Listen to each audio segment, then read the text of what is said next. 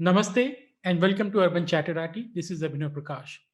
And today I have with me Abhijit Iyer-Mitra to discuss the latest drop in the India's ranking in the Freedom House Index of Democracy. So Abhijit, first of all, what do you think about these think tanks who come out with this index rating the entire world? What expertise do they have? What insights do they have? And first of all, why are they considered to be authoritative? Look, they're not considered to be authoritative.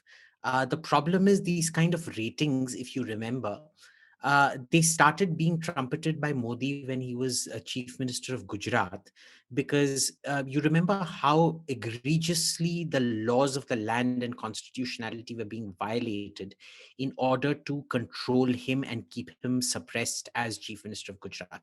There was Gujkoka, the Gujarat Anti-Terrorism Act, which was an exact copy of the MCOCA, which was the Maharashtra Anti-Terrorism Act. And the UPA government at the time simply wouldn't let the Gujarat Assembly pass it went on vetoing the Gujarat Assembly's passing of the bill. And the reason given was that even though it was a carbon copy of MCOCA, Maharashtra, because it was a Congress government, could be trusted, but Gujarat, because it was under the Narendra Modi, could not be trusted with such a law. Right. And that was such a blatant violation of constitutionality. So what Modi started doing was he started trumpeting his good governance ratings. In those days, it was called good governance. So, I actually wrote a very, very long report on this. Uh, it was for the Australian government sometime back in 2006, 7, long back, when I was teaching out there. And there were a lot of issues with it. The main problem was that these ratings, they started stemming from the time from 1979, when nobody predicted the fall of the Shah of Iran, right? And this had actually happened before as well, because Russian bonds before the Russian Revolution were rated AAA. And nobody saw the Russian Revolution coming. Right. So what happened was that these good governance ratings, and from there on these freedom ratings and all of that, they developed as a way for you to justify to your board and to your creditors and things like that, saying this wasn't managerial incompetence. It was actually what we went on based on what it was based on an academic study of what happened. Now, what's amazing about these so-called academic studies is that if you actually read who has been surveyed, it is usually a group of the same people that keep getting surveyed over and over again, an echo chamber in that sense, because it's not actually meant to give you a rating. Hmm. It's meant to validate pre-existing biases and Yes. give the top management, the CMD, a way out of a hearing or ousting because of managerial incompetence. Yes. So Now in that this case became as well, you have this is done by with the help of 125 analysts and more than 40 consultants. God knows who those people are. right. Now what happens is, what we've noticed is there's usually two different streams of data and information that go back from any country to their respective countries of origin. One is what the press reports, which is usually heavily at variance with what the embassy channels report. Because embassy channels aren't based on opinions, they're actually based on careful analysis of paperwork and laws and things like that, as opposed to newspapers, which have to sell copies. So they sell you emotions, they sell you anything other than facts, because facts aren't sexy, facts don't sell, facts are expensive to collect. Right? Governments can't afford to rely on feelings and emotions. Governments have to rely on facts. So they actually invest in facts as opposed to feelings. Now, what happens in all of this is sometimes you can have both the newspapers and private embassy channels reporting the same, like they would on, say, Russia. Or it could be that the embassies actually forward foreign policy goals while the newspapers actually report the truth, like Bangladesh before the Bangladesh Liberation War. Or you can be like India, where these newspapers have an agenda to sell, and the embassies actually, or even Israel, where the newspapers have an agenda to sell, where the reality on the ground is actually very, very different. Hmm. Right? So we also need to remember that the Freedom House report, I'd never heard of them till this whole controversy broke out Same 2 here, years same here. back. I think I read about it when then the darling of the left, Noam Chomsky, said this is a regime change propaganda machine. That was the first time, only time I heard about it long back. Right, right. And you remember the good governance indicators also started up gaining popularity when Paul Bremer used to start using them in his disastrous governorship, his viceroyship over American occupied Iraq. And look how that turned out. Hmm. Right. So there's Noam Chomsky isn't wrong. Hmm. And isn't it amazing that it's the left that quotes all these reports now when it's been squarely denounced by Noam Chomsky? But I think it also shows you that Noam Chomsky, like with many things he says, is wrong, because it's clearly not a regime change thing. Hmm. The American government clearly has a very different opinion of India than American newspapers have. I think I've told you this before, Abhinav, but every time I go to DC, they actually get very upset that the government and diplomats and things like that start going ape shit at America for what the New York Times or Washington Post, or in this case Freedom House, says, because they're like, look dude, we don't take the New York Times seriously, we Yeah. don't take the Washington Post seriously. They'll tell me probably the only person we take, we probably read in New York Times is the science section, the entertainment section, and maybe one or two reporters like, say, David Sanger, who writes on nuclear issues, and Rukmini Kalimaki, who writes on terrorism issues. They don't take the rest of the editorial staff seriously. Because they're a bunch Same of with the Washington clowns. Post. Huh? Because they're a bunch of clowns nowadays in New York They're a Times. bunch of clowns. They're a bunch of clowns. The Washington Post is a bunch of clowns. What do you 100%. do? But it is what it is. Hmm. Right. Now, you look at how these reports are compiled. First of all, it's wrong to say that it dropped 4 places or its numbers went down, because in the caveats to those reports itself, they'll say it's not a year-on-year rating, because different people are surveyed every year, different questions are asked every year. So you're not asking the same question every year. The formulation of the question changes, the question also changes. So when you do year-on-year comparison, it only works if you're interviewing the same people and using the same questions, same format, same formula, including the same, especially the same questions. They're not. See, so they keep changing. The That's second remarkable. issue Yeah. is the weightage that keeps given. Now, I belong to that school of thought that says that India doesn't have the rule of law because jurisprudence in this country is a joke. But they decide to, reduce the score based on Ranjan Gogoi getting uh, um, a Rajya Sabha seat. And I'm sitting there and thinking, how? You didn't have the rule of law before, but according to you, the rule of law has been changed only because Ranjan Gogoi got a Rajya Sabha seat. And that How does what that it work. work? Yeah, and basically that And, can and, break any and rule. there's that remarkable line in it. Many of the judgments of the Supreme Court went the government's way. What does it I'm mean? sitting there and thinking, what does that even mean? Should it go against the government every time? That's what I don't get. Right? I simply don't understand what the hell that means. Uh, it's Must just, must be written by some Indian woke or a leftist. I'm pretty sure look, about it clearly tells you that, but unfortunately, we also have to give Freedom House credit. This is an acceptable way of doing statistics. See, the problem with Western academia is that if you follow the format, it doesn't matter what the quality is, as long as the format is followed. Like, in mathematics, we used to get step points. Most people who weren't good at maths like me, who would get the wrong answer almost every single time, we used to keep passing because I'd always do the steps properly. Right? it. Now, so even though you get the answer wrong, लेकिन बीच में कहीं out लटक of गए. out of the 10 points, you will still get 7 points because all your steps were correct. Yeah. Right. So here they actually follow the Western academic pattern, which in writing is that you quote three examples to back up your point, or in case of statistics, you follow a certain statistical methodology as long as you explain the methodology. They've explained the methodology, so it's academically it's legit. But the problem is you're looking at newspaper reports, which Ah, themselves are politically skewed. yeah, yeah, yeah. And Right. this reminds me of this old index, which is even quoted very often today, that India is the most dangerous place for women. So there was some survey done by some Western body in which they interview four, five, or six people from every country on different questions. That how do you rate your country when it comes to the culture towards the women, the crime towards the women?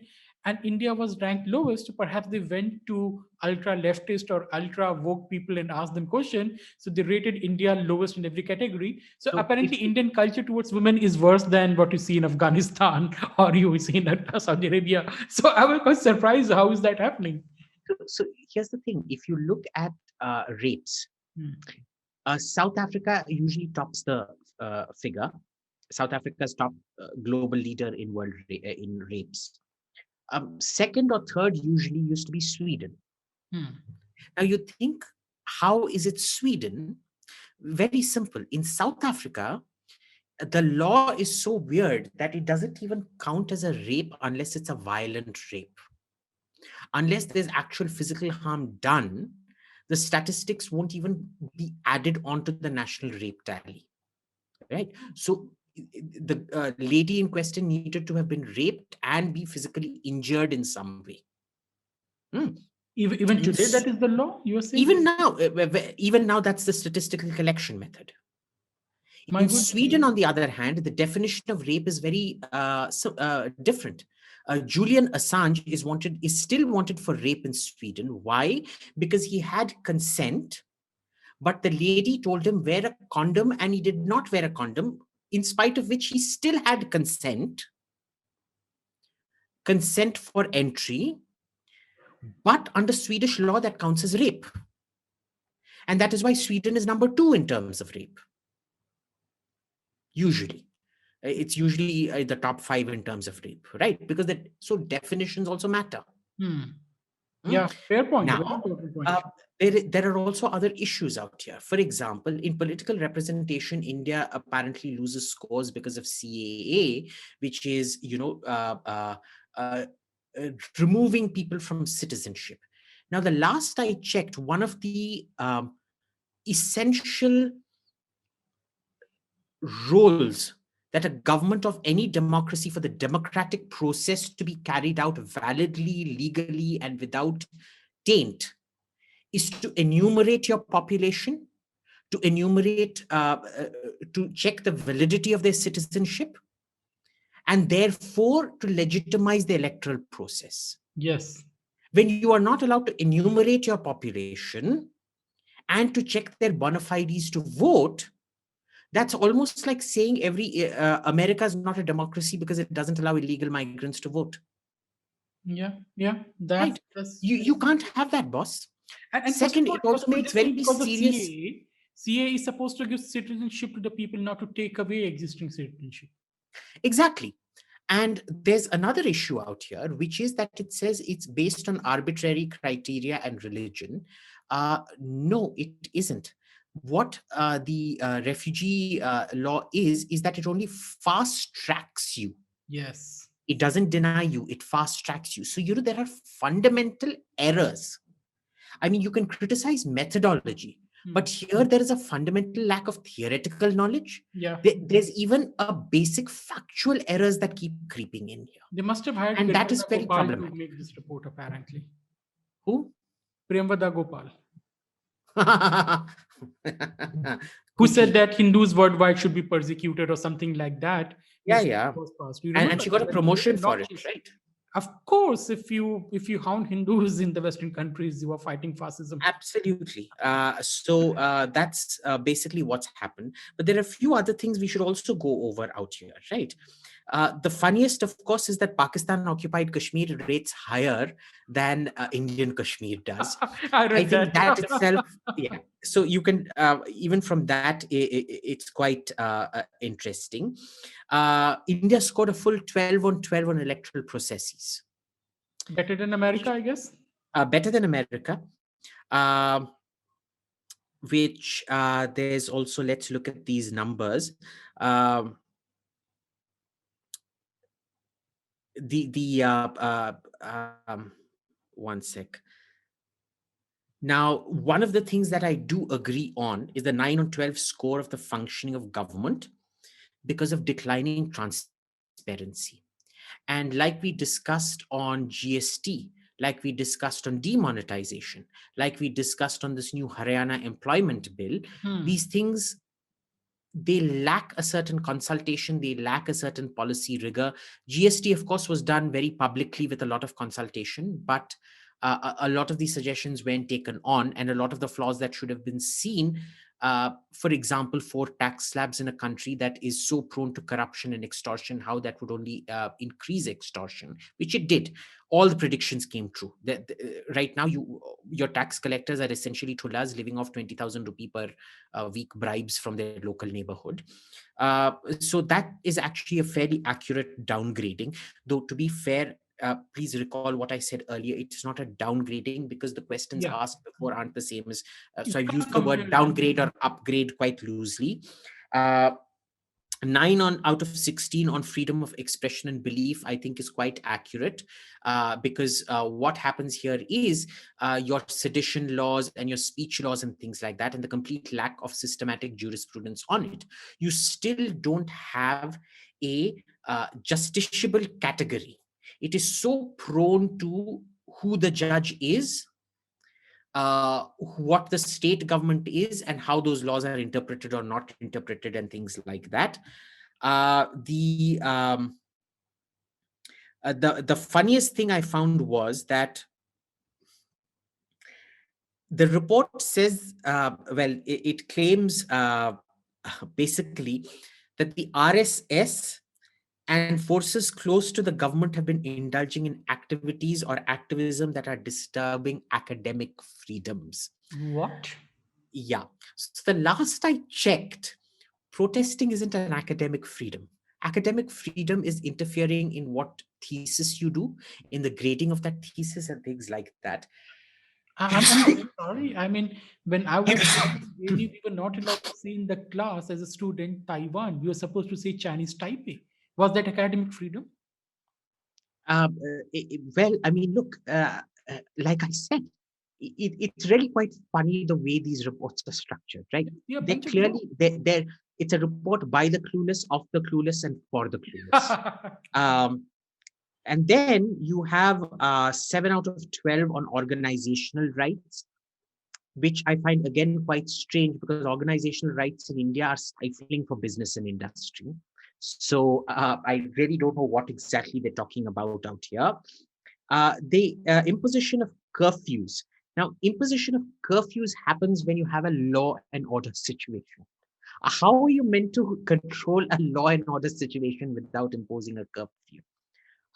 Basically, they Especially want, when, Antifa and Black Lives Matter kind dangas happening in India. So that is why India exactly. will be a free country. Right. So, there isn't even an explanation of it. Did they rank it in terms of probability of violence or actuality of violence on which curfews were imposed? Mind you, this isn't a statistical collation. This is a collation of newspaper reports, which won't even be a complete, because as we know, newspapers report some, they don't report others, and things like that. They don't even give you the correlation between the violence or the expected violence or the local assessment for violence and the curfew imposed. And second, very, very curiously, the Foreign Contribution Regulations Act, the FCRA, this is the basis for them. Now, you tell me, does America allow foreign contributions for politics?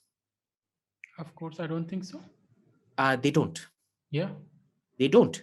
So it's very curious that in India, where you can have NGOs essentially as force multipliers for politics and ideology, to come under this category of organizational associational rights, or the denial of the same. And mind you, this isn't they cite Amnesty International closing. They will never tell you how Chidambaram went after Greenpeace. or organizations that were protesting couldn't, which And incidentally Chidambaram we did all the right supported. thing. It was the right thing to do. Exactly right. You can't have foreign organizations come in and decide to start having protests in India. Yes. Not on. So again, this is one of the strange vagaries of this report, which I find really funny. Again, something that I agree on. In fact, I think they got it very badly wrong. They gave 8 out of 16 to India on the rule of law. And I think they overrated India. It should be more like 1 out of 16 or 2 out of 16. But they've been very generous and given us 8 out of 16, which shows that they're completely clueless dolts. That's what it is. There are many categories where you can be extremely harsh on India. And surprisingly, they haven't. They've been harsh on India in all the wrong categories, which is what is so funny. See, this is why, I have a category called rented curry muncher, which is basically Indians abroad whose only qualification to write on India is having brown skin. Okay? They know damn all about India. I don't claim to know everything about India. Same here.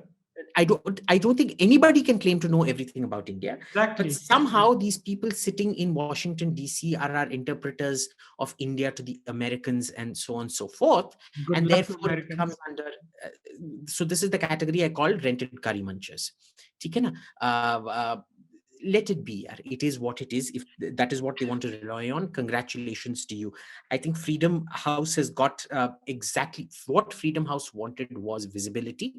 Hmm. And we've given them that visibility by screaming from the rooftops, which means that their fundings for their fund collections for this year are going to go higher The because they're in the government Indian officially affairs. responded to it, it seems. Exactly right. And And they came out with a and point by and point and mind rebuttal. you, And mind with you, such a weak these are, rebuttal these that are the it's not good. same government morons who not once during the Delhi riots, during Silampur, during Shaheen Bagh, came out and opened their mouth or gave any explanations. So this government deserves what it gets. In fact, it deserves a lot more. It's not getting enough. It deserves a lot more. They only called it a fascist government. They should actually call it a Stalinist, Maoist government, and that would be being very mild. But Yeah, not come that it on. is. I don't agree, but No, anyway. no, not that it is. It isn't. The point is, I'm saying because of their communications are so trashy and bad that they take Hmm. notice of this report, but not a genuine need to address the public on Selampur and things like that. They deserve everything they get, and they deserve all the name calling that they get. Right? The problem is, it's not just the government that gets affected. It's India as a whole that ends up getting affected by all of this. And well, in governmental incompetence, this is what you get. 9 out of 16 on personal autonomy. Again, I think that's a reasonable rating. I don't think we're going to actually contest that. And, it was to do with the poor handling of migrant workers, which again, I think was a fair criticism. The government didn't get hold of it. It probably should have grasped that situation much earlier on. Like they said, instead of announcing a lockdown carefully and then calibrating it, Arey Baba, when bureaucrats are in Sarkar, what accountability do you have about the people getting affected? well, I didn't put them there. Ultimately, the buck stops at the prime There minister. was no labor minister to be seen. There was a labor minister of this country Exactly at right. the time. And We didn't elect bureaucrats to run the I country don't plain and think, simple. just like demonetization, where most of the cabinet didn't know till a few hours before, I don't think most of the cabinet even knew that lockdown was going to happen till a few hours before, right? Or a few days before, certainly not enough to come up with contingency plans and things like that. So that is more to do with a third world government failure than it is to do with Hmm. freedom per se. I also find it very curious, of course, that the person who received an amazing 99 out of 100 was New Zealand. Yeah, clowns. Municipality. Exactly, whose lockdown has been just as severe, if not worse than ours. Britain, which has been just as severe, and not at it scores 93. It came third in the report. Canada, which comes at 98. Now, mind you, the Labour primaries, Khalistani candidates were literally beating up. They were beating up candidates and evicting them from the election halls. Not once, but on 2, 3 separate occasions this has happened. And they are still rated at 98. Why? Because none of it got reported. You can see a lot of videos on YouTube, but it doesn't get reported by the press, therefore it isn't. So you can clearly tell that these people come with a severe ideological baggage, and there's nothing you can do about it. Yeah, I agree. And I completely disagree to the report for another reason, Abhijit, because if you see India, in 2021, Indians have much more freedom, political, social, economic, than they had in 1991. Correct. So, how the hell did you decline on the ranking? India is much more free than it was ever over the past several centuries. I agree. And when you talk about controlling the press and things like that, tell me one thing that Modi has done to the press that was even remotely close to what Nehru did to Ramakrishna Dalmia. Threw him in jail for 2 years for opposing the government on trumped up charges. Yeah. Most of the embezzlement had been done by his own son-in-law, and that son-in-law, the Jain family, was then installed as a reward for then changing the editorial policy. What Rajiv Gandhi did to the Indian Express and to Ramnath Goenka, what Indira Gandhi did during the emergency to everybody, what Atal Bihari Vajpayee did to Tehelka. Don't forget that. When Tehelka ran that expose, Tehelka was virtually put out of business. Right? We've come so far from then now. But you look at the American media or the New Zealand media, Canada media, the people can't write, people can't report properly because of this woke crusade going on in those countries. So how the hell did they score high on the media freedom? Imagine how many people have a editor of the New York Times was sacked because he allowed a Republican candidate to say Senator, I think, a a congressman. senator, exactly. Then they got rid of another person for using the N word in a very specific context, which was to address the use of the N word. Okay. Uh, it's turned into a virtual madhouse. How is this freedom? There's a whole reign of terror going on in Western universities where you're forced to Yeah. conform. Yes. And it's mob violence, because it's not state violence, it's full on mob violence, Yes. which is not being controlled by the state. It's Matsya gone out of hand. This is exactly what Chanakya tells you. The state shouldn't focus on business and things like that. It shouldn't be called the Austrian School of Economics. It should be called the Chanakyan School of Economics, because he was the great great granddaddy of the Austrian School of Economics. I slightly disagree, but that's a topic of another we, discussion. we can have that in a different program. But his thing was very clear that the state's only job here is to provide security and to avoid this big fish eats small fish thing, which is not happening there. So you can keep coming up with categories and ranking people. It's fun. A lot of people do categories. I hate cricket and football and all of that. But when I was a kid, all my classmates used to come up with their own categories for ranking cricketers, and they used to keep ranking cricketers. And it's great fun because the human mind loves categorization and ranking. It's actually a psychological thing, which is why a lot of publications will do listicles. Top 10 Western movies, top 10 Bollywood movies that were flops, top 10 Bollywood movies, top 10 dances in Bollywood movies, um, things like that. And they really sell, listicles sell. So this is just a very crude kind of listicle with a veneer, a patina of academic credibility. But this is something we have talked earlier, Bijit, that the Western media, all these think tank circuits, they just don't realize that the rest of the world looks at them now with no respect. We look at them as a bunch of clowns and jokers. Why do you think they hated Trump so much? He literally, with the Abraham Accords, Yeah. he proved that 70 years of cumulative so-called Western scholarship on the Middle East was a complete farce. He proved it. He proved it beyond all reasonable academic doubt. Okay, no step points. They just That got a is why zero. They they got are a fail. punishing UAE and Saudi Arabia. And they punished, and now at the peak, they're punishing UAE and Saudi Arabia, well, King Crown Prince Mohammed bin Salman for it. but he proved that the entire think tank community, the entire academic circles on the Middle East in Washington were complete, utter quacks. They didn't know what they were talking about. After that, how do you even recover? How do you even claim that you have scholarship or expertise? And this is, of course, what, like I said, rented curry munchers have monetized in Washington, D.C., and what our own NGOs have monetized back home, because bad news sells. Right? If you run a headline saying 100 people killed, more people will be interested in reading it than if you say 100 people fed, 100 children fed under the new scheme for feeding midday meal scheme. Yeah, I I mean, agree. choose 100 people dead or 100 kids fed. What's going to appear in the headlines? Bad news sells.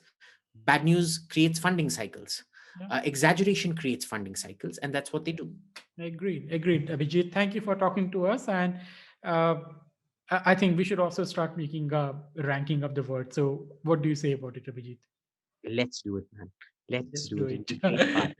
Okay. Thank you, audience, for listening to us. And please subscribe to the channel and please join the membership program. I will be bringing Abhijit for a live show where he's going to answer your questions on Tejas. Right? Okay. And So, feel it's free going to abuse as well. Feel free, absolutely free to abuse as well. So So we are thank you. going to fix a date very soon, but it will be members only program. So please join the channel as a member so that you can participate in it. Thank you, people. Thank you, Abhijit.